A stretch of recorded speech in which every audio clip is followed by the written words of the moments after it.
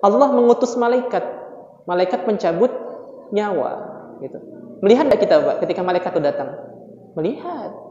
Makanya sebagian orang, Bapak Ibu perhatikan, kalau mereka ingin meninggal, akan masuk kepada sakarat maut, pandangannya kemana? Ke depan. Karena mereka melihat ada makhluk yang datang kepada mereka, yang disebut dengan malaikat, ingin mencabut nyawanya. Dan setelah masuk ke dalam alam barzakh, tuh ya, datang tuh, setelah orang-orang pergi, orang-orang yang takziah kepada kita, mengantarkan kuburan ke kuburan, mereka pergi, datang dua malaikat menanyai kita tentang apa yang kita sembah, tentang semuanya seperti itu. Bisa tidak kita melihatnya? Orang-orang yang di luar sana bisa tidak melihat apa yang datang kepada kita? Tidak bisa. Tapi kita sudah masuk alam barzakh, maka kita bisa melihat panca indera yang selama ini terbatas, maka sudah mulai berfungsi mencapai kesempurnaan.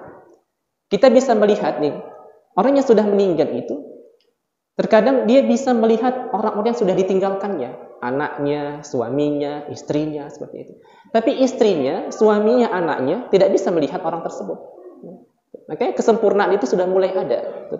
Berarti pindah kemana? Tujuannya sampai kita masuk ke dalam surga, itu semua akan menjadikan kita sempurna. Makanya insya Allah, ini kita akan menuju ke alam kesempurnaan. Ke alam kesempurnaan. Mau Bapak Ibu masuk ke alam kesempurnaan? Mau Bapak Ibu kira-kira? Mau menjadi manusia sempurna enggak Pak? Mau. Silakan Pak duluan.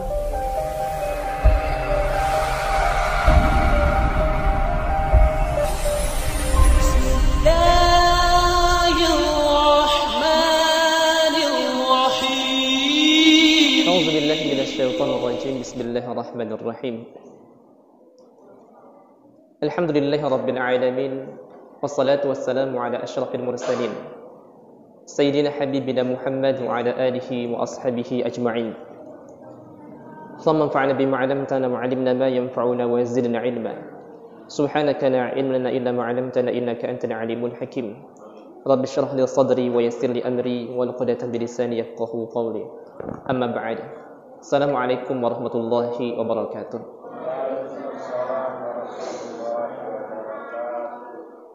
Alhamdulillah, segala puji bagi Allah atas karunia, rahmat, nikmat yang Allah curahkan pada kita. Pada malam yang bahagia ini Allah Subhanahu wa taala memberikan taufik kepada kita untuk bisa berkumpul di masjid yang mulia ini. Senantiasa kita berdoa kepada Allah Subhanahu wa taala, Allah memberikan kesehatan kepada kita. Allah menjaga kita dari segala mara bahaya. Allah memberkahi umur kita, memberkahi keluarga kita, dan memberkahi rezeki yang Allah berikan kepada kita. Mudah-mudahan dan Allah Subhanahu wa taala mewafatkan kita dalam keadaan husnul khatimah. La ilaha illallah Muhammadur Rasulullah sallallahu alaihi wasallam. Amin amin ya Allah ya rabbal alamin. Allahumma shalli wa sallim wa barik ala sayyidina Muhammad. Salawat dan salam kepada haribaan Nabi besar Muhammad sallallahu alaihi wasallam. Allahumma shalli wa sallim wa barik alaihi. Wabillahi rahmati Allah, orang-orang tua kami, guru-guru kami yang hadir pada malam hari ini. Ini merupakan pertemuan pertama kita. Insyaallah kita akan membahas tentang hal-hal yang penting dalam agama, khususnya dalam bab tauhid, dalam bab uluhiyah, ketuhanan, bab rukun iman, dan hal-hal yang terkait dengan rukun iman tersebut. Ini merupakan pertemuan kita dan kita wajib bersyukur kepada Allah Subhanahu wa taala atas nikmat ini. Karena tidak semua orang Allah berikan nikmat untuk bisa mengaji. Dalam sebuah hadis Nabi sallallahu alaihi wasallam menyebutkan, "Innallaha 'azza wa jalla." Sesungguhnya Allah 'azza wa jalla yu'tid dunya liman yuhib wa man lam yuhib. Allah itu memberikan dunia dan seisinya, kesenangan, harta dan yang lainnya. Itu bagi orang yang Allah cintai dan bagi orang yang Allah tidak cintai. Tapi kalau kita lihat dari sambungan hadis ini yang paling penting, yang seharusnya menjadi indikator bagi kita semua terkait bagaimana Allah Subhanahu wa taala mencintai kita atau tidak. Walakin Allah azza wa jalla, tapi Allah azza wa jalla yu'tid dina liman yuhib.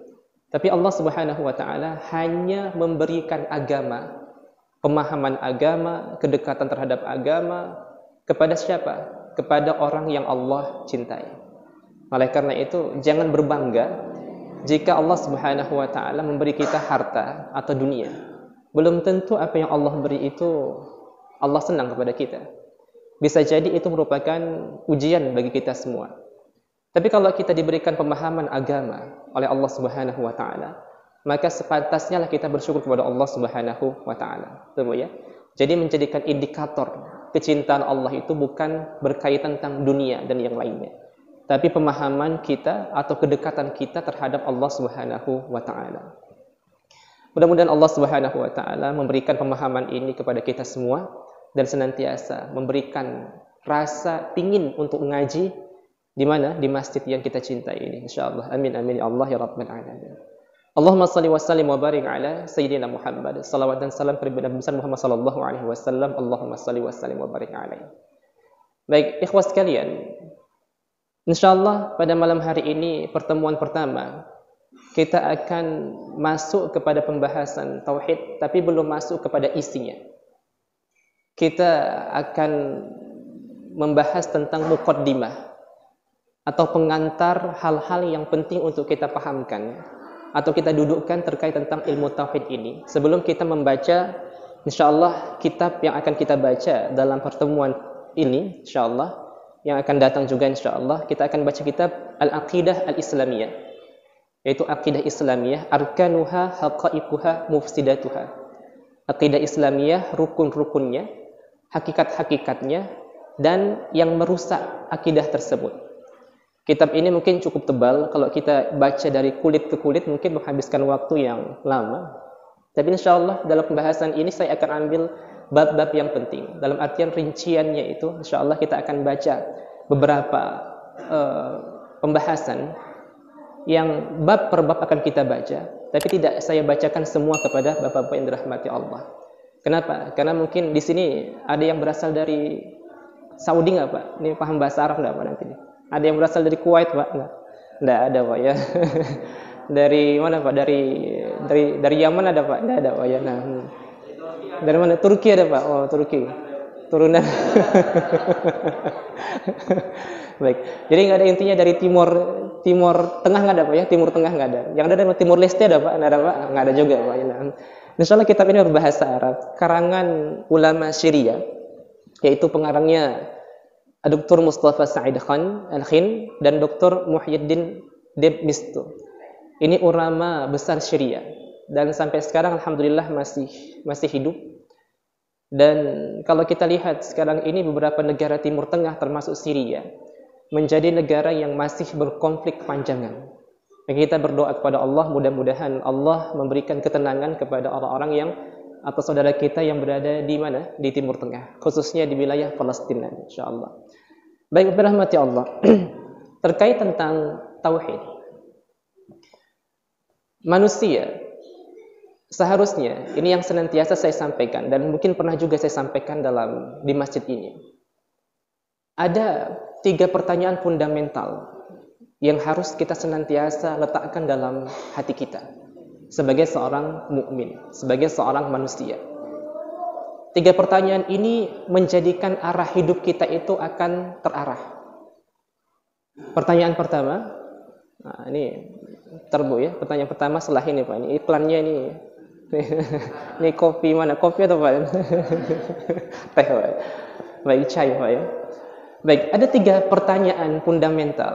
3 pertanyaan yang harus senantiasa kita letakkan dalam hati kita agar hidup kita ini terarah dalam menjalani kehidupan.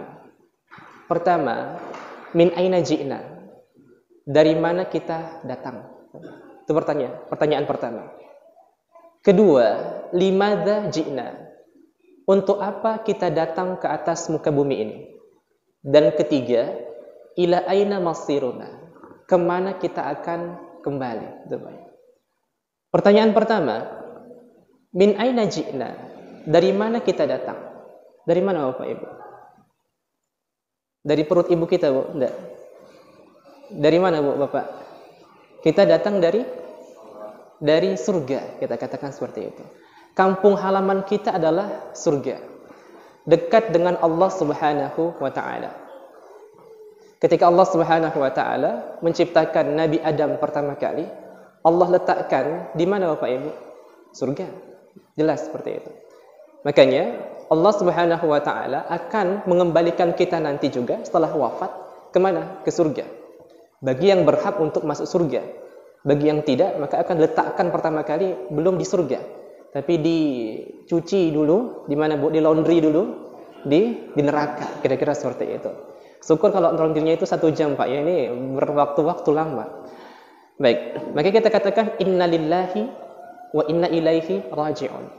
Sungguhnya kita ini milik Allah, dalam artian secara mutlak kita ini dekat dengan Allah Subhanahu wa taala dan akan kembali kepada Allah Subhanahu wa taala.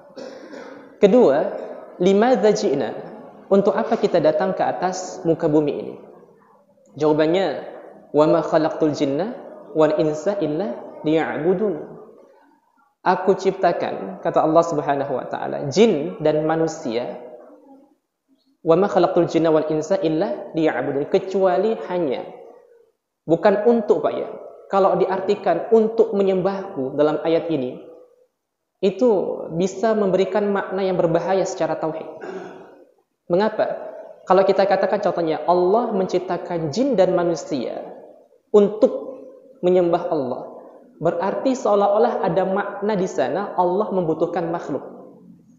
Contohnya, saya pergi ke sekolah untuk belajar. Kita butuh belajar enggak, Pak? Butuh, karena dapat ilmu.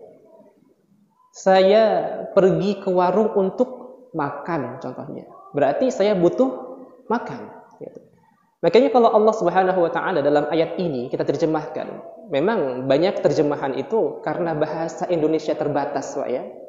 Makanya menggunakan kata-kata itu terbatas. Tapi kalau dalam bahasa Arab itu sangat luas sekali. Makanya kalau orang-orang dulu, guru-guru kita, ketika mereka membaca kitab itu tidak diterjemahkan menggunakan bahasa Indonesia. Karena bahasa Indonesia ini bahasa yang kurang. Kosakatanya kurang, kemudian masih mudah sekali.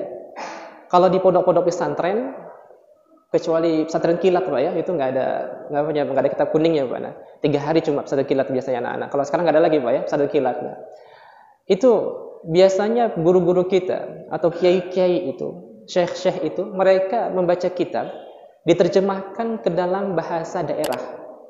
Contohnya kalau kita di Sumatera Utara, mungkin di Purbabaru, Mustafawiyah, mereka menggunakan bahasa Batak, gitu Pak ya.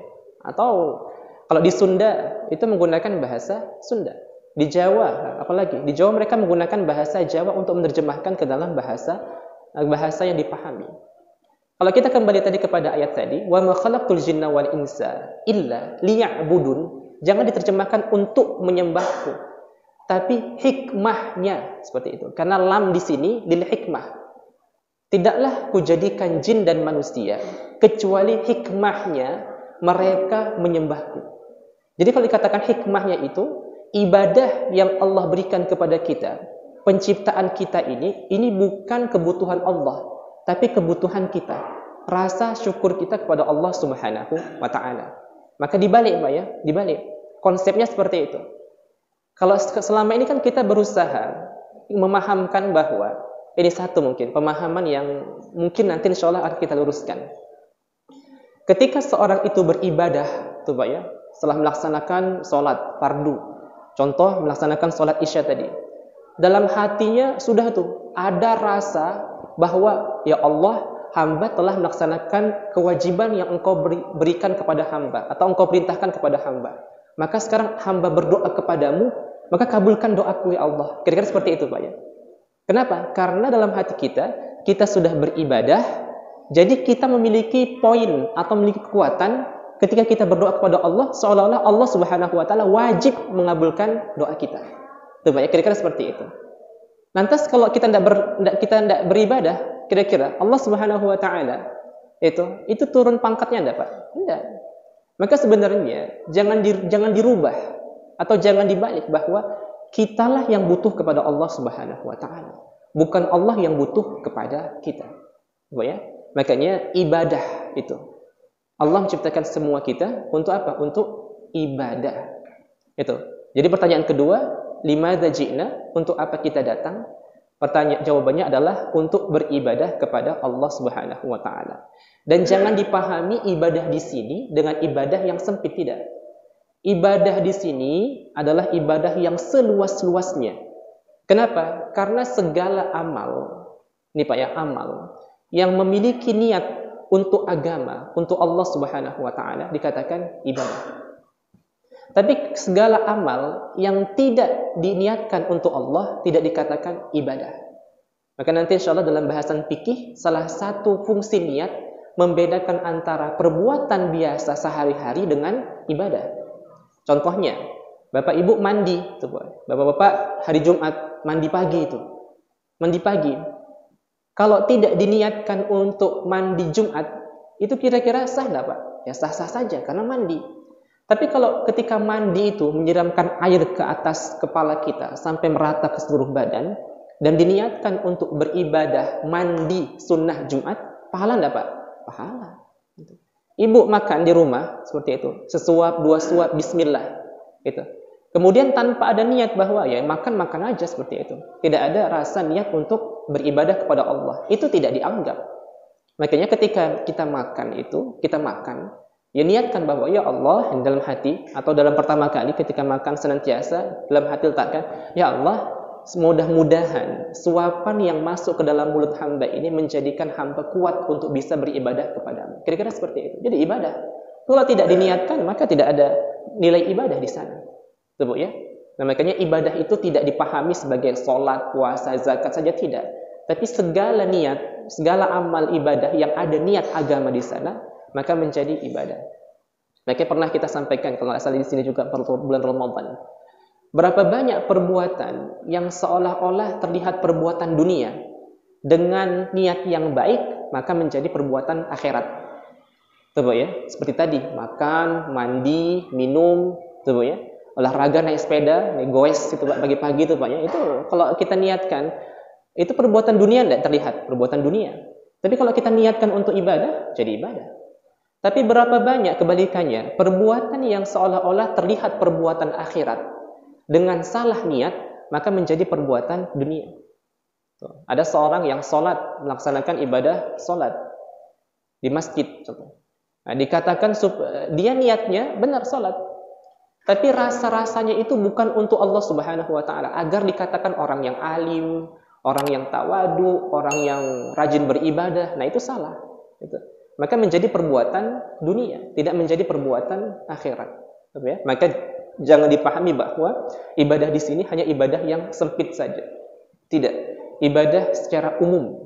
Ibadah yang memang secara umum adalah ibadah yang ada Allah Subhanahu wa taala di sana. Baik. Yang terakhir, ila aina masiruna? Pertanyaan tadi itu. Dari mana kita datang? Untuk apa kita datang? Dan yang ketiga, kemana kita akan kembali? Kita akan kembali kemana Bapak Ibu? Kembali kemana Bu? Kemana Pak? Sukabumi. Sukabumi ya, akan kembali Sukabumi, akan kembali Mojokerto, akan kembali mana ke Bandung itu mana. Baik, intinya semua kita akan kembali kemana? Kita akan kembali kepada Allah Subhanahu wa taala. Kita akan kembali ke sana semua. Tidak ada manusia ini yang akan tetap kekal di mana? Di alam dunia ini tidak ada. Nah, kalau kita ingat 3 pertanyaan ini, bahwa dari mana kita datang, untuk apa kita datang, dan kemana kita akan kembali, mindset atau cara pikir kita itu berarti kita tidak akan hidup selamanya di alam dunia ini. Betul ya? Jadi arahnya ke sana, bahwa kita memiliki kampung halaman, di mana kampung halaman itu menjadi tempat kekal kita. Itu Bu ya. Oleh karena itu kita akan berusaha untuk mengerjakan dunia ini sebagai apa? Sebagai wasilah, sarana untuk masuk ke dalam alam yang kekal tersebut, yaitu alam akhirat. Sedangkan dunia ini hanya alam sementara. Kalau dibandingkan dengan akhirat, wala tansa nasibaka minad dunya, itu wabtaghi fima ataqallahu daral akhirah. Dalam Al-Qur'an Allah Subhanahu wa taala memerintahkan kita untuk mencari apa? Mencari akhirat. Sedangkan dunia itu hanya potongan kecil dari kehidupan itu, dari fasenya itu. Kalau kita lihat pemetaan yang ada, Contohnya, dari beberapa pos kehidupan yang ada, kita sekarang masuk berapa pos yang keberapa Bapak Ibu? Pos yang pertama, alam ketiadaan. Pos yang kedua, alam rahim. Pos yang ketiga, alam dunia. Ini Bu, alam dunia ini. Pos yang keempat, alam barzakh atau alam kubur. Pos yang keempat, masuk mana Bapak? Hah? Masuk ke mana? Padang mahsyar. Terus nanti kepada timbangan siratal mustaqim, baru terakhir masuk ke mana? Kita masuk kepada surga-Nya Allah Subhanahu wa taala, insyaallah. Maka ini kita masuk ke dalam mana? Ini masih ke dalam pos yang ketiga. Pos yang ketiga inilah dunia ini tempat yang memang dianggap capek untuk kita berusaha, gitu ya. Kenapa? Karena kita akan menuju pos selanjutnya, di mana pos-pos tersebut atau tempat-tempat tersebut itu menunjukkan kepada kita alam kesempurnaan. Alam kesempurnaan. Alam sebelumnya itu alam tidak sempurna, Pak. Alam tidak sempurna. Alam ketiadaan, Allah sudah menjadikan kita atau belum ada seperti itu. Tidak memiliki tangan, mata dan yang lainnya. Dia Allah jadikan kun fayakun. Masuk kita kemana? Ke alam rahim. Di alam rahim Allah Subhanahu wa taala memberikan kita panca indera, sudah bisa digunakan Bapak Ibu? Belum bisa. Nah, punya mata tidak bisa melihat, punya telinga tidak bisa mendengar. Tapi ketika berpindah dari alam rahim menuju alam dunia, bisa enggak kita lihat menggunakan panca indera kita, Pak? Bisa. Bisa enggak kita mendengar apa yang menjadi suara? Bisa. Tapi apakah semua benda bisa kita lihat Bapak Ibu? Semua yang ada di sini bisa kita lihat Bapak Ibu? Bisa enggak? Bisa enggak? Enggak semua bisa. Bapak Ibu bisa lihat jin sebelah sana, Bu. Ada jin tuh, Bu, sana. Ada enggak, Pak? Ah, itu di belakang Pak Asyaf tuh ada jin tuh. Hati-hati, Pak. Itu bisa enggak? Enggak bisa seperti itu. Ibu bisa lihat malaikat sebelah kanan Ibu? Ya. Enggak bisa, Bu, ya? Enggak bisa. Apalagi kalau Israel datang tuh ya. Israel datang, Pak. Assalamualaikum. Siapa, Pak? Israel. Wah, itu dah kaget kita, Pak, ya. Enggak bisa seperti itu. Nah, makanya walaupun kita bisa melihat, tapi penglihatan kita terbatas di alam dunia ini. Tidak semua yang ada itu bisa kita lihat. Gitu. Makanya ada rasa pedes saja tuh Pak ya, itu rasa. Bisa dilihat nggak Pak? Nggak bisa. Masuk angin, warnanya apa Pak? Merah. Nah itu kan, masuk angin warnanya apa? Warna merah. Kalau sudah dikerokin Bu ya, kira-kira seperti itu. Tapi itu kita nggak bisa, kita cuma bisa merasakan itu. Gitu. Tapi ketika kita sudah masuk ke dalam mana? Ke alam barzakh. Kita sudah mulai bisa bertemu atau melihat yang selama ini tidak kita lihat, kita lihat. Bahkan sebelum masuk ke alam barzakh, itu Pak ya, Allah mengutus malaikat. Malaikat mencabut nyawa, gitu. Melihat tidak kita Pak ketika malaikat itu datang? Melihat. Makanya sebagian orang, Bapak Ibu perhatikan, kalau mereka ingin meninggal, akan masuk kepada sakarat maut, pandangannya kemana? Ke depan. Karena mereka melihat ada makhluk yang datang kepada mereka, yang disebut dengan malaikat, ingin mencabut nyawanya. Dan setelah masuk ke dalam alam barzakh, tuh ya, datang tuh, setelah orang-orang pergi, orang-orang yang takziah kepada kita, mengantarkan kuburan ke kuburan, mereka pergi, datang dua malaikat menanyai kita tentang apa yang kita sembah, tentang semuanya seperti itu. Bisa tidak kita melihatnya? Orang-orang yang di luar sana bisa tidak melihat apa yang datang kepada kita? Tidak bisa. Tapi kita sudah masuk ke alam barzakh, maka kita bisa melihat panca indera yang selama ini terbatas, maka sudah mulai berfungsi mencapai kesempurnaan. Kita bisa melihat nih, orang yang sudah meninggal itu, terkadang dia bisa melihat orang-orang yang sudah ditinggalkannya, anaknya, suaminya, istrinya, seperti itu. Tapi istrinya, suaminya, anaknya tidak bisa melihat orang tersebut. Makanya kesempurnaan itu sudah mulai ada. Berhenti pindah kemana? Tujuannya sampai kita masuk ke dalam surga, itu semua akan menjadikan kita sempurna. Makanya insya Allah, ini kita akan menuju ke alam kesempurnaan. Ke alam kesempurnaan. Mau Bapak Ibu masuk ke alam kesempurnaan? Mau Bapak Ibu kira-kira? Mau menjadi manusia sempurna enggak Pak? Mau. Silakan Pak duluan. Ya kan gitu Pak ya. Sempurna enggak Pak? Sempurna gitu. Tapi insya Allah enggak Pak ya. Ini kita enggak tahu. Masalah umur itu enggak tahu siapa yang duluan gitu. Bisa saya belakangan, Bapak duluan, bisa. Bisa Bapak duluan saya belakangan juga bisa seperti itu Pak. Ya, kira-kira seperti itu. Jadi Allah tidak tahu kita masalah umur itu Pak ya. Masalah umur Allah yang mengetahuinya. Itu Bu. Baik. Jadi kalau kita letakkan 3 pertanyaan tadi itu, insya Allah akan jelas bahwa kita ini tidak akan hidup selamanya. Baik, itu yang pertama yang harus kita dudukkan. Yang kedua, ketika Allah Subhanahu wa taala menciptakan manusia, yang pertama kali Nabi Adam alaihissalam. Dari Nabi Adam alaihissalam sampai ke masa kita ini sudah ribuan tahun lamanya. Dan dari manusia pertama sampai manusia saat sekarang ini sudah banyak nabi, Pak ya. Sudah banyak nabi. Ada berapa jumlah nabi Bapak Ibu? Berapa jumlah nabi? 1000. Ayo Pak ya, silahkan grup A Pak, grup A, grup B, grup C. Oh, ini grup C tidur dah Pak. Baik. 24.000 nabi. Sedangkan jumlah rasul berapa Pak? 313. Kira-kira seperti itu. 313. Dari manusia pertama sampai saat sekarang ini, Allah mengutus banyak para nabi. Banyak para nabi. Mengapa Allah Subhanahu wa taala mengutus banyak para nabi? Tidak satu nabi saja Allah utus dan semuanya mengikuti ajaran nabi tersebut.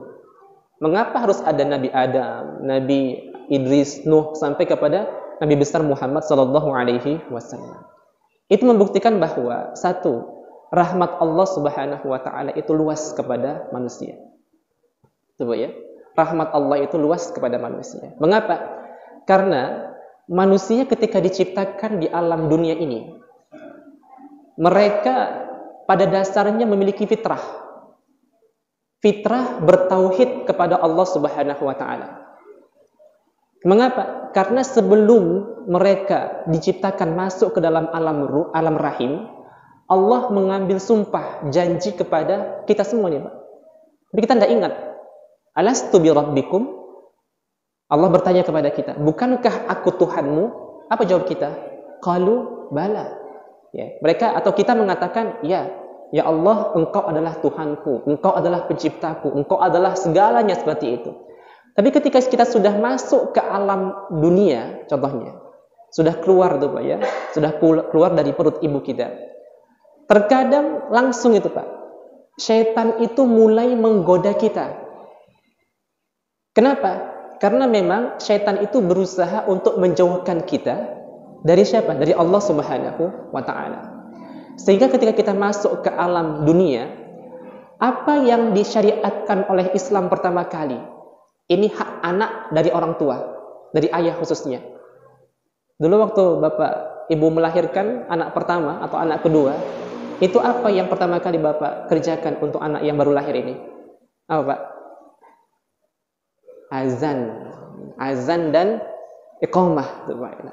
Mengapa agama mensyariatkan hal itu, azan dan iqamah? Karena ketika manusia lahir, walaupun pertama kali dia membawa fitrah, kenal terhadap bahwa Allah itu adalah Tuhan pencipta, Allah lah segalanya, kita katakan seperti itu. Tapi syaitan itu sudah mulai menggoda manusia seperti itu. Makanya agar manusia itu tetap pada jalan fitrahnya, bagi kita orang tua dianjurkan untuk menjaga fitrah anak kita itu. Dengan cara apa? Mengingatkan bahwa wahai anakku, Allahu Akbar, Allahu Akbar. Kamu akan mengarungi kehidupan dunia ini. Ingatlah, Allah Maha Besar. Allah Maha Besar. Asyhadu an la ilaha illallah. Tidak ada Tuhan kecuali Allah. Asyhadu anna Muhammad Rasulullah. Bersaksi bahwa Nabi Muhammad adalah utusan Allah. Hayya 'alas shalah, hayya 'alal falah sampai la ilaha illallah. Nah, tujuannya apa? Itu sebagai pengawalan pertama kepada manusia yang baru lahir itu, agar tidak lupa sumpahnya ketika dia mengambil sumpah di mana? Di alam ketiadaan sebelum diciptakan ke alam dunia ini. Coba ya. Maka Bapak Ibu-ibu dirahmati Allah nih. Dulu gitu Pak ya. Ketika anak lahir langsung azan enggak Pak? Langsung azan. Pakai mikrofon Pak di telinganya Pak? Enggak, seperti itu. Kira-kira seperti itu. Jadi kenapa? Karena memang kita berusaha untuk menjaga fitrah kita itu. Makanya, Bapak yang dirahmati Allah, orang tua ini sebenarnya, tujuan ini, kita orang tua ini. Orang tua ini tugasnya satu, Pak, sebenarnya. Menjaga fitrah anaknya. Sampai ketika dia wafat, tetap menyembah Allah Subhanahu wa Ta'ala. Itu saja, Pak. Nggak banyak-banyak, Pak, ya. Nggak banyak-banyak. Tugas orang tua, ibu bapak ini, cuma menjaga fitrah anak kita. Apa itu? Menjaga kalimat la ilaha illallah agar senantiasa pada diri anak kita. Ketika anak itu pertama kali kecil tuh, Pak, ya, kecil, lahir tuh. Tumbuh dewasa, tumbuh dewasa, tumbuh dewasa, besar seperti itu. Nah, kalau ada hal-hal yang tidak baik contohnya dikonsumsi oleh anak kita, nah itu bagaimana? Itu kita cut atau kita singkirkan. Contohnya anak kita mulai malas untuk beribadah contohnya. Itu bagaimana? Itu harus kita luruskan. Anak kita menonton tayangan yang tidak baik. Nah, itu kan menjauhkan dari Allah Subhanahu wa Ta'ala. Contohnya menonton hal-hal yang tidak baik, kerjanya main game saja atau berkata-kataan yang tidak baik. Padahal fitrahnya itu, mulutnya ini diciptakan untuk apa? Untuk berzikir atau untuk menyebut hal-hal yang baik. Tapi kalau orang tua ketika mendengarkan anaknya perkataan yang tidak baik, seharusnya orang tuanya langsung menegur. Kenapa? Karena teguran itu salah satu cara menjaga fitrah anaknya. Itu, Pak. Bagi orang tua di rumah, tuh, Pak, ya. Ini sebenarnya jangan hidupkan sesuatu yang menjauhkan anak itu dari fitrahnya. Ini orang tua, mohon maaf, Pak, ya. Kadang-kadang kalau hari libur itu yang di setel itu apa? Dangdutan, musik, nah, itu termasuk bagian menjauhkan dari fitrah anak kita itu, Pak. Apalagi kata-katanya nggak jelas tuh, Pak, ya. Dangdutan sekarang kan Masya Allah seperti itu, luar biasa tuh, Pak. Gitu. Makanya anak-anak yang melenceng dari jalur fitrahnya itu, orang tua cuma satu, yaitu apa? Menjaganya itu. Makanya dahulu para nabi itu ketika mereka sebelum mereka wafat, mereka itu bertanya kepada anak-anaknya, "Madza ta'buduna min ba'di?" Itu. Jadi orang tua, nabi-nabi itu mengumpulkan anaknya dan bertanya kepada anak-anaknya, "Wahai anak-anakku, nanti kalau bapak wafat atau bapak meninggal, madza ta'buduna min ba'di?" Apa yang akan kalian sembah setelah bapak meninggal? Gitu. Maka anak-anaknya menjawab, qalu na'budu ilahaka wa ilaha abaika. Kami akan menyembah Tuhanmu wahai ayahku dan Tuhan orang-orang tuamu. Dalam artian mereka akan menyembah Allah Subhanahu wa Ta'ala. Jadi itu, Pak, ya. Yang pertama kali yang harus kita cemaskan ketika kita akan mati atau akan wafat, itu jangan cemaskan nanti anakku akan makan apa, gitu, Pak. Ya, sebagian kita kan seperti itu kan. Nah, anakku makan apa, kemudian anakku akan sekolah bagaimana, istriku akan menikah lagi atau enggak, itu kira-kira seperti itu, Pak. Nah, itu jangan seperti itu. Yang harus kita cemaskan pertama kali adalah apa yang akan mereka sembah nanti. Masihkah ketika kita sudah wafat, mereka akan beribadah kepada Allah Subhanahu wa Ta'ala? Akan terus sholat atau enggak? Kira-kira seperti itu, Pak. Maka kalau mereka kita jaga untuk itu, ya insyaallah. Gitu. Makanya ada diajarkan oleh ulama bahwa Bapak rahmati Allah, sebenarnya niat kita ini membesarkan anak kita cuma satu, simpel saja. Apa itu? Ya Allah, hamba membesarkan anak hamba ini, contohnya. Itu tujuannya agar apa? Agar ada orang yang akan meneruskan kalimat la ilaha illallah di alam dunia ini. Akan ada orang yang meneruskan sujud di mana? Di masjidmu ini. Seperti itu saja. Jadi kita nggak mesti harus nuntut anak, ya Allah, besarkan anak ini supaya jadi dokter, supaya jadi insinyur. Nggak mesti seperti itu. Cukup niat kita simpel. Ya Allah, hamba memberikan nafkah kepada anak hamba ini, tujuannya agar ada orang yang senantiasa bersujud kepadamu nanti setelah hamba wafat. Udah. Itu, Pak, ya. Jadi tujuannya apa? Simpel kan, sederhana itu. Kita memberikan uang kepada anak kita, berikan uang jajan kepada anak kita, supaya apa? Supaya mereka itu ya tetap menyembah Allah Subhanahu wa Ta'ala. Jadi tidak ketika kita menyekolahkan mereka, itu enggak banyak permintaan kita. Adik sekolah yang rajin ya, supaya jadi profesor kayak siapa? Kayak Pak Habibie. Enggak seperti itu. Seperti itu. Kalau jadi profesor Kalau tidak kenal Allah bagaimana? Ya sudah, sama saja. Jadi dokter, kalau tidak kenal Allah Subhanahu wa taala, sama saja. Itu Pak ya. Makanya tujuan pertama, niat pertama kita memberikan nafkah atau membesarkan anak kita cuma satu. Agar apa? Agar mereka meneruskan kalimat La ilaha illallah Muhammad Rasulullah sallallahu alaihi wasallam. Baik, itu Pak ya. Nah, maka tadi kita kembali bahwa semua kita ini memiliki fitrah. Orang tualah yang menjaga fitrah kita. Dan ketika kita lahir pertama kali, orang tua itu disarankan untuk menjaga fitrah itu. Kenapa? Karena syaitan itu sudah mulai membisikkan kepada kita itu, sudah mulai mengganggu manusia. Makanya anak yang baru lahir itu kan menangis Pak ya. Kenapa? Karena sudah mulai disentil oleh syaitan, disentuh oleh syaitan. Itulah sentuhan dia pertama kali. Jadi kira seperti itu. Nah, kita kembali ke tadi. Bahwa Allah mengutus beberapa para nabi, banyak nabi. Tujuannya agar apa? Agar senantiasa manusia ini kembali kepada jalan yang benar, ingat kepada Allah Subhanahu wa taala. Sehingga nabi itu Allah terus turunkan. Nabi dan rasul terus Allah turunkan sampai terakhir Nabi Muhammad sallallahu alaihi wasallam. Tapi semua mereka, para nabi dan rasul ini membawa misi yang satu. Apa itu? Mentauhidkan Allah Subhanahu wa taala. Dalam artian tauhid secara luas Pak ya, bahwa Allah lah hanya Tuhan yang esa, tidak ada Tuhan kecuali Allah. Allah lah yang berhak untuk disembah. Allah lah yang memberikan rezeki. Allah lah yang memberikan segalanya kepada manusia ini. Ya. Tapi karena terkadang manusia itu memiliki gangguan-gangguan, banyak musuh-musuhnya, ada syaitan, ada iblis dan yang lainnya, itu Pak ya. Maka terkadang manusia itu lari.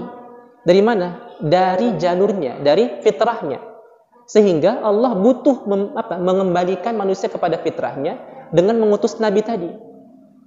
Contohnya pada zaman Nabi Nuh alaihissalam, contoh seperti itu.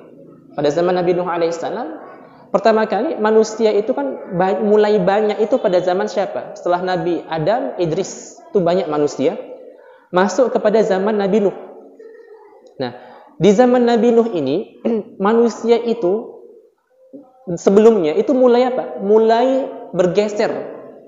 Bergeser apa? Kebaikannya. Kebaikannya dalam artian bahwa mereka mulai jauh dari Allah Subhanahu wa taala. Walaupun ada pendapat ulama mengatakan bahwa pada zaman Nabi Nuh itu belum ada kesyirikan. Belum ada kesyirikan. Yang ada itu hanya manusia itu jauh dari Allah, yang ada hanya maksiat, yang ada maksiat. Setelah Nabi Nuh alaihissalam, zaman Nabi Nuh baru ada kesyirikan. Mulai manusia itu menyembah hal-hal yang tidak hak, seperti itu, tidak wajib disembah.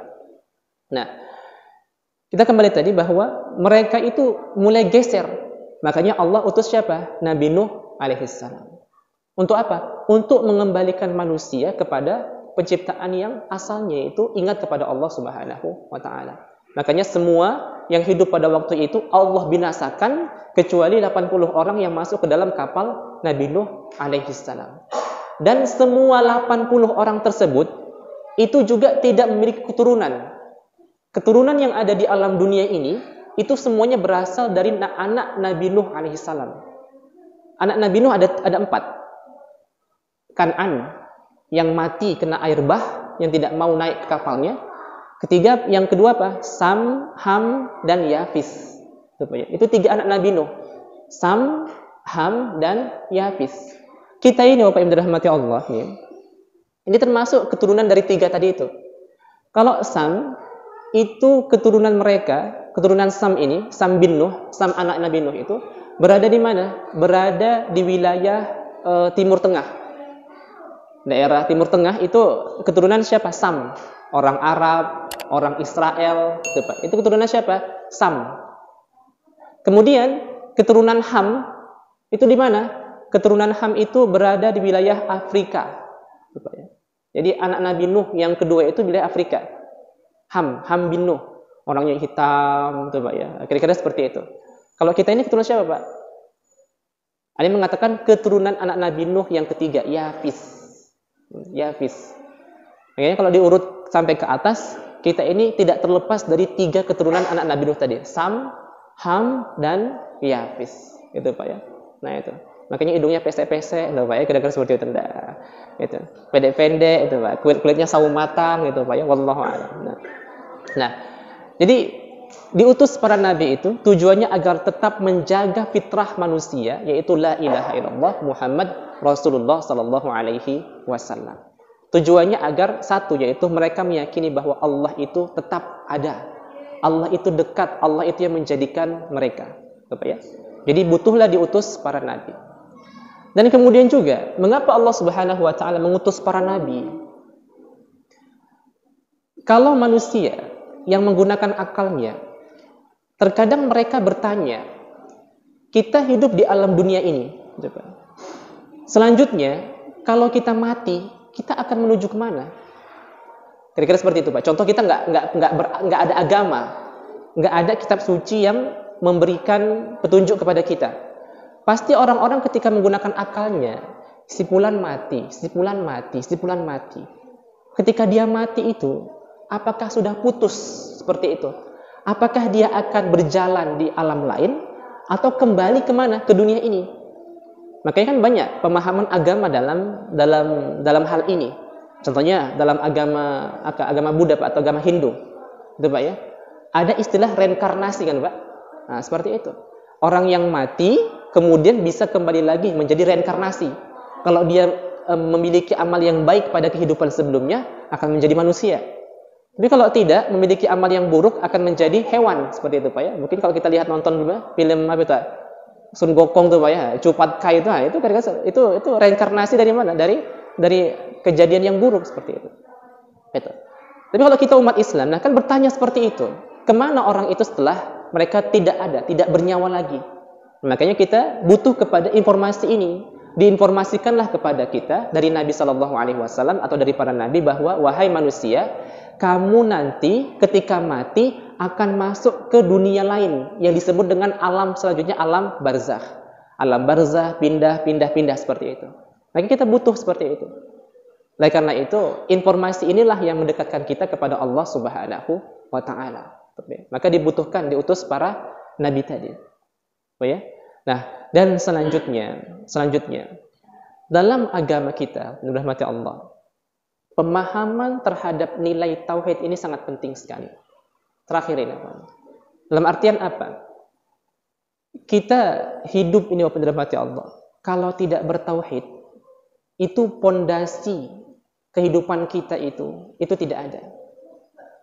Ya. Hati-hati Pak itu Pak. Nanti kena angin sepoi-sepoi itu Pak.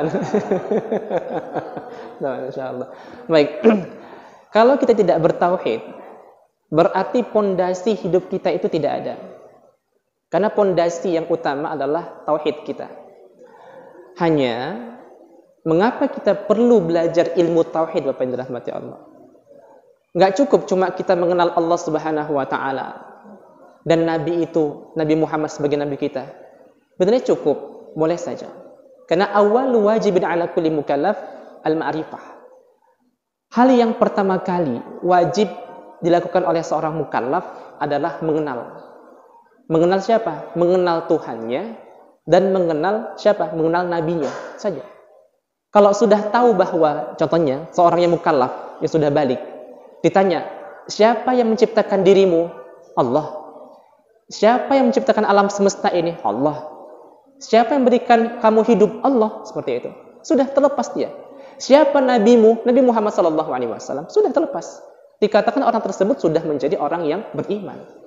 Hanya masalah kedekatan, pemahaman terhadap agama. Apakah dia cinta kepada Allah dan apakah dia cinta kepada nabinya? Itu harus ditambah. Bagaimana? Dengan cara dia belajar tentang tauhid. Coba ya. Makanya ada 3 pilar utama dalam agama ini. Pertama, keimanan. Kedua, Islam itu sendiri. Dan yang ketiga, masalah tazkiyatun nufus, pembersihan jiwa.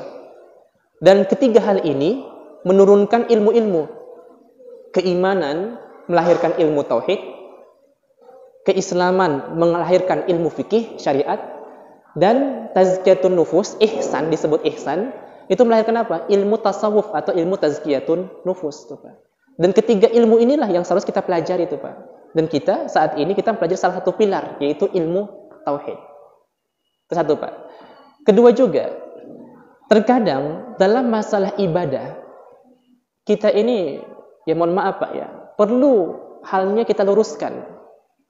Karena kedekatan kita dengan Allah itu berbeda-beda. Pandangan kita kepada Allah berbeda-beda. Ada seorang yang menjadikan hubungan dirinya dengan Allah itu seperti halnya pedagang dengan pembeli. Ada enggak, Pak? Ada, seperti itu. Pedagang itu kan mereka mengambil untung dari mana? Dari pembeli. Kemudian pembeli membayar dan dia mengambil manfaat dari barang yang dibeli oleh pedagang. Gitu. Makanya kalau ada untung, maka dijual. Sama, Pak. Terkadang sebagian kita itu, kalau ada untungnya ke kita, maka kita laksanakan. Salat duha. Ada enggak untungnya ke kita, Pak? Nah, ada. Untungnya apa? Supaya rezekinya lancar. Kira-kira seperti itu, Pak. Maka kita itu satu. Jadi menjadikan hubungannya itu seperti halnya pedagang dengan pembeli. Yang kedua, menjadikan hubungan dirinya dengan Tuhan itu seperti halnya hubungan anak dengan orang tuanya. Anak dengan orang tuanya itu. Dalam artian apa? Ada ancaman-ancaman. Ancaman-ancaman. Contohnya, Dek, kamu belajar ya. Kalau lulus nanti akan ayah berikan hadiah. Tapi kalau nggak lulus, nggak ayah berikan hadiah atau uang jajan nggak ayah kasih. Kira-kira seperti itu. Itu Pak ya. Itu kan ancaman. Itu, Pak ya. Nah, sama juga kita itu contohnya beribadah kepada Allah karena sebagian kita ya merasa ada ancaman, takut takut meninggalkan ibadah sholat. Kenapa? Karena takut ancaman kita akan dimasukkan ke dalam neraka. Gitu. Itu Pak ya. Jadi kita melaksanakan ibadah sholat supaya dimasukkan ke dalam surga. Seperti itu. Nah itu bagaimana? Benar enggak? Boleh-boleh saja konsepnya seperti itu. Tapi ada hubungan yang terakhir yang seharusnya ini kita letakkan. Supaya apa? Meningkat hubungan kita kepada Allah Subhanahu wa Ta'ala. Bagaimana itu? Yang ketiga ini, yaitu bagaimana kita menjadikan hubungan kita itu kepada Allah seperti halnya kekasih dengan kekasihnya. Dulu apa yang dirahmati, contoh seorang kekasih dengan kekasihnya. Itulah yang diajarkan oleh Rabi'atul Adawiyah. Rabi'atul Adawiyah. Dia mengatakan, ya Allah, jika hamba menyembahmu, kira-kira makna seperti itu. Jika hamba menyembahmu karena mengharapkan surgamu, maka jangan hamba berikan surgamu. Jangan hamba berikan surgamu kepadaku. Dan jika hamba menyembahmu karena takut dimasukkan ke dalam nerakamu, masukkan saja hamba Allah ke dalam nerakamu. Kira-kira seperti itu. Tapi jika hamba menyembah dirimu ya Allah karena kecintaan hamba kepadamu, maka tambahkanlah rasa kecintaan itu kepada diri hamba. Kira-kira seperti itu. Nah makanya seorang kekasih kepada kekasihnya. Nah selama ini kita masuk level yang mana Pak? Pedagang pembeli, orang tua anak, atau kekasih dan kekasihnya Pak? Nah seperti itu. Nah, ya mudah-mudahan kita tidak seperti hanya pedagang dengan pembeli. Ya Allah nih, hamba udah sholat tadi itu ya Allah. Nah, sekarang hamba minta sama engkau ya Allah. Seperti itu. Hamba sudah tahajud ya Allah. Seperti itu. Nah, kira-kira seperti itu. Maka harus ada peningkatan. Dan ini di mana pentingnya? Kita belajar tauhid. Satu lagi Pak ya. Satu lagi. Mohon maaf Bapak dirahmati Allah. Yang memasukkan kita, ini Bapak dirahmati Allah, ke dalam surga itu. Contohnya, ibadah kita atau Allah Subhanahu wa Ta'ala. Kalau kita ditanya, yang memasukkan kita ke dalam surga itu karena ibadah kita atau karena Allah Subhanahu wa Ta'ala? Karena Allah. Seharusnya kita meyakini bahwa karena Allah lah kita masuk ke dalam surga. Bukan karena sholat yang kita laksanakan itu. Bapak Ibu yang dirahmati Allah, yakin sholat yang kita laksanakan itu diterima oleh Allah Subhanahu wa Ta'ala? Yakin enggak Pak? Salat yang kita kerjakan itu terima Allah. Tadi salat Isya tadi itu, yakin tidak diterima? Belum tentu gitu. Kira-kira seperti itu. Tapi juga harus disyukuri karena kita telah melaksanakan ibadah salat Isya tadi gitu. Tapi kalau kita andalkan amal ibadah kita, itu belum tentu amal ibadah yang kita kerjakan itulah yang memasukkan kita ke dalam surga. Karena bisa jadi salat yang kita kerjakan tadi itu tidak diterima oleh Allah Subhanahu wa Ta'ala. Datang Pak ya, Allahu Akbar, pikiran langsung wus. Nah, diterima enggak Pak kira-kira seperti itu? Padahal yang diminta untuk dalam sholat itu apa? Khusyuk, itu Pak. Khusyuk itu apa ya? Fokus. Kita sadar bahwa kita menyembah Allah Subhanahu wa Ta'ala. Nanti insya Allah kita akan masuk ke dalam konsep khusyuk dan konsep berdoa. Gitu. Tapi intinya bahwa kalau kita meyakini bahwa amal ibadah kita itu yang memasukkan kita ke surga, itu sebenarnya harus diluruskan itu Pak. Gitu. Yang memasukkan kita itu bukan amal ibadah kita, tapi rahmat Allah lah. Rahmat Allah lah yang masukkan kita ke dalam surga. Karena surga neraka itu tidak dikaitkan dengan apa? Ibadah, tidak. Tapi itu hak veto Allah Subhanahu wa Ta'ala. Contoh kita buat seperti ini, Bapak Ibu. Contoh ini, harga surga itu 1000 sholat. 1000 sholat. Harga sebidang tanah atau sebidang rumah di surga itu 1000 sholat. Gitu. Ketika kita melaksanakan, nah sekarang ini rumah itu milik siapa? Milik Allah Subhanahu wa Ta'ala. Tuh Pak ya. Kita sekarang melaksanakan sholat satu persatu. Satu poin, satu sholat contohnya memiliki satu poin. Makanya kalau kita sudah mengerjakan 1000 sholat, kita sudah memiliki 1000 poin. Bisa tidak kita membeli rumah di surga tadi dengan harga 1000 poin sholat tadi? Bisa. Karena harga rumah di surga tadi kira-kira 1000 poin, 1000 sholat. 1000 sholat. Nah, kalau kita katakan contohnya, ya Allah, sekarang hamba telah memiliki 1000 sholat. Dan hamba sudah melaksanakan itu, berarti berikanlah hamba rumah di surga itu. Gitu. Nah, bisa tidak kita mengatakan seperti itu, Bu? Tidak bisa. Kenapa? Karena surga itu, contoh kalau saya punya uang, dan saya ingin membeli tanah kepada Pak Ashab, harganya berapa contohnya? 100 juta. Ya kan? Saya punya uang 100 juta. Nah, sekarang tanah itu masih menjadi milik Pak Ashab. Karena belum saya beli. Tapi kalau sudah saya beli, kepemilikannya itu haknya pindah enggak, Pak? Pindah. Dari Pak Ashab menuju milik saya. Mohon maaf, Pak. Kira-kira berhak enggak, Pak? Kalau saya kira-kira contohnya, Pak Ashab buat rumah di sana, saya usir, boleh enggak, Pak? Boleh, seperti itu. Tapi kalau tadi kita katakan bahwa sholat kita itulah yang menjadikan kita masuk surga, berarti seolah-olah kita membeli surga itu dengan sholat kita. Dan kepemilikan hak surga itu sudah menjadi mutlak milik kita. Dan kita mengatakan, ya Allah, sekarang surga milikku, sekarang engkau pergi dari surgaku. Boleh, bisa enggak, Pak? Enggak bisa, seperti itu. Makanya, harus kita luruskan juga bahwa yang menjadikan kita masuk surga itu bukan karena amal ibadah kita. Makanya, Nabi mengatakan, lan yudkhila ahadukumul jannata. Tidak akan memasukkan ke dalam surga amal kalian. Sahabat bertanya, wala anta ya Rasulullah? Begitu juga engkau Rasulullah? Iya. Kalau Nabi jelas sebenarnya masuk ke dalam surga. Tapi Nabi ingin menjadikan hadis ini sebagai pedoman kepada kita bahwa ya kita harus yakin bahwa Allah lah yang menjadikan kita atau masuk ke dalam surga. Tuh ya. Dan terakhir sekali, Bu. Ibu yakin enggak bisa makan besok? Bapak Ibu, yakin enggak bisa makan besok? Yakin enggak? Enggak yakin, Pak? Yakin enggak? Sebagian kita merasa cemas, besok makan apa saya? Itu Pak ya. Bukankah selama ini kita mengatakan Allah milik Asmaul Husna salah satunya apa? Ar-Razzaq. Allah yang Maha Pemberi rizki, seperti itu.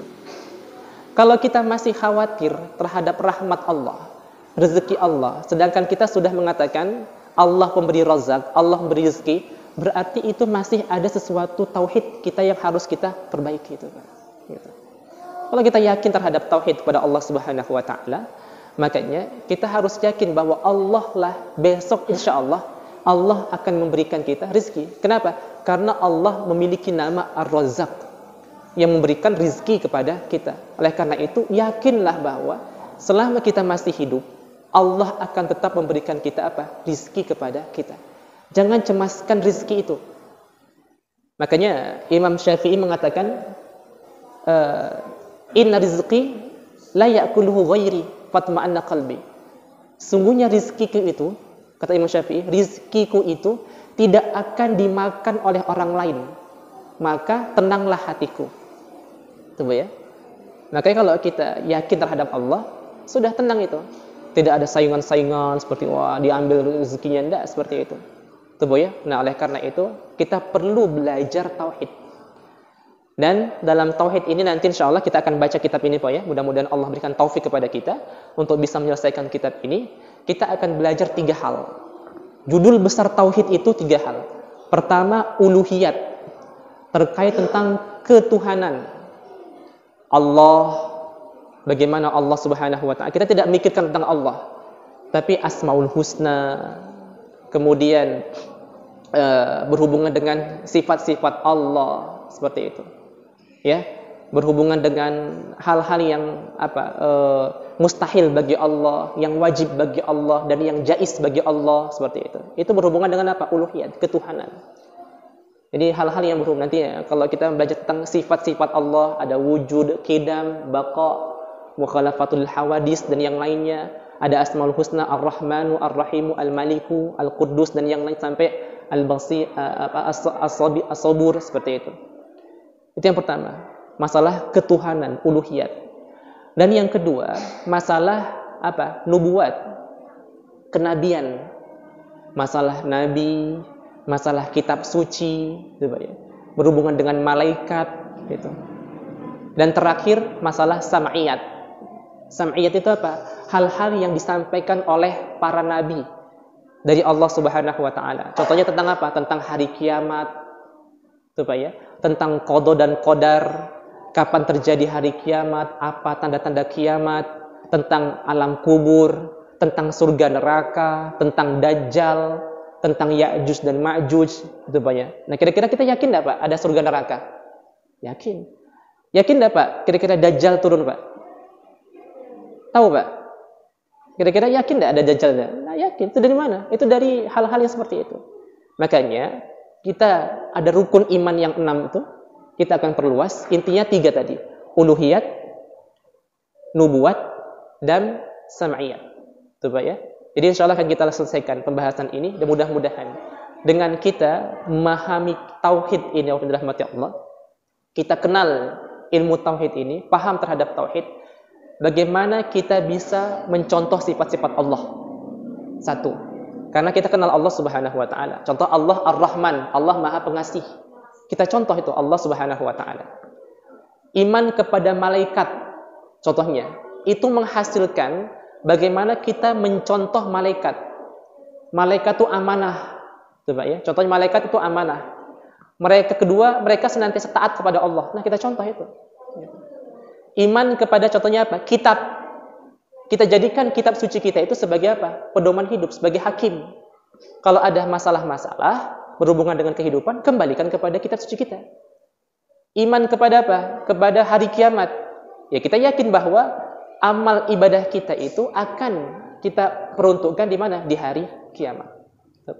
Dan mengapa apa hasil kita belajar tauhid juga? Menjaga akidah kita dengan akidah yang benar. Kita sekarang akidah ahlu sunnah wal jamaah. Makanya agar menjaga apa? Dari apa? Akidah-akidah yang tidak benar. Ada Syiah, ada Syiah, kemudian ada Mu'tazilah, ya seperti itu. Mohon maaf, ada aliran-aliran yang tidak benar tuh Pak ya. Aliran-aliran yang disesatkan atau yang tidak baik. Ahmadiyah, seperti itu. Mohon maaf Pak ya, sampai mungkin yang intinya kita menjaga aliran kita lah Pak. Ahlus sunnah wal jamaah. Ada apa namanya? Qadiyaniyah itu Pak. Kan ada tuh Pak ya, Ahmadiyah itu, Ahmadiyah yang Qadiani sama Lahori itu. Kemudian Bahaiyah, Bahai itu. Dan yang terutama kalau sekarang ini menjaga anak-anak kita dari apa Pak? Dari ajaran Syiah ini Pak. Syiah di Medan ini Pak, atau di Indonesia ini sudah mulai atau banyak sekali Pak merambah itu. Mereka memberikan beasiswa-beasiswa kepada anak-anak kita untuk kuliah dan yang lainnya. Oleh karena itu, kalau mereka kenal atau anak kita kenal terhadap akidah Ahlus Sunnah wal Jamaah yang benar, maka insya Allah itu menjadi apa? Pegangan bagi mereka semua. Kalau kita tidak memberikan bekal agama kepada anak kita, bisa jadi anak kita itu akan menjadi orang-orang yang apa? Liberal itu Pak. Liberal itu apa? berpikiran menggunakan akalnya, seperti itu. Jaringan Islam liberal, Pak. Menggunakan nalar logika segala apapun itu. Syiah itu, Pak, ya, tidak meyakini, contohnya ada aliran Syiah namanya Syiah Sabaiyah, tidak meyakini bahwa Nabi Muhammad sebagai nabi. Mengapa? Karena malaikat Jibril salah menurunkan wahyu. Seharusnya wahyu itu kepada siapa? Kepada Ali bin Abi Thalib. Tapi karena salah alamat, gitu, alamatnya palsu mungkin, Pak, ya. Nah, salah alamat, maka malaikat Jibril datang kepada Ali bin Abi Thalib, datang kepada Nabi Muhammad SAW, sehingga yang menjadi nabi itu bukan Ali, tapi menjadi nabi itu siapa? Muhammad. Nah, itu pendapat yang tidak benar itu, Pak. Mereka menolak hadis-hadis dari siapa? Dari sahabat-sahabat. Dari Abu Bakar, Sayyidina Umar, Utsman dan yang lainnya. Hanya menerima hadis dari siapa? Dari jalur ahli bait, Ali bin Abi Thalib. Nah, karena itu kita berusaha untuk menjaga akidah anak kita, mencaci maki sahabat-sahabat yang lain. Nauzubillahi min zalik. Dan insyaallah akan kita bahas pada pertemuan selanjutnya insyaallah dalam kitab ini insyaallah. Baik, dirahmati Allah, ini mungkin kajian kita pada malam hari ini terkait tentang muqaddimah, pendahuluan tentang ilmu tauhid. Dan insyaallah mudah-mudahan Allah memberikan taufik kepada kita untuk bisa memahamkan atau mengkaji tentang apa yang kita sebutkan tadi, insyaallah. Baik, langsung penutup atau gimana, Pak, ya? Doa. Baik, rahmati Allah. Ini sebenarnya kajian kita ini sampai jam 12, Pak, ya. Tapi karena ini Pak Asyab sudah ke situ insyaallah. Baik, insyaallah kita akan cukupkan kajian kita, Pak, Ibu. Dan mari kita tutup kajian kita dengan doa, dan kita mohon ampun kepada Allah Subhanahu wa taala sebelum kita berdoa kepada Allah. Astaghfirullahal azim alladzi la ilaha illa huwal hayyul qayyum wa atubu ilaik. Astaghfirullahal azim alladzi la ilaha illa huwal hayyul qayyum wa atubu ilaik. Astaghfirullahal azim alladzi la ilaha illa huwal hayyul qayyum wa atubu ilaik. A'udzu billahi minasy syaithanir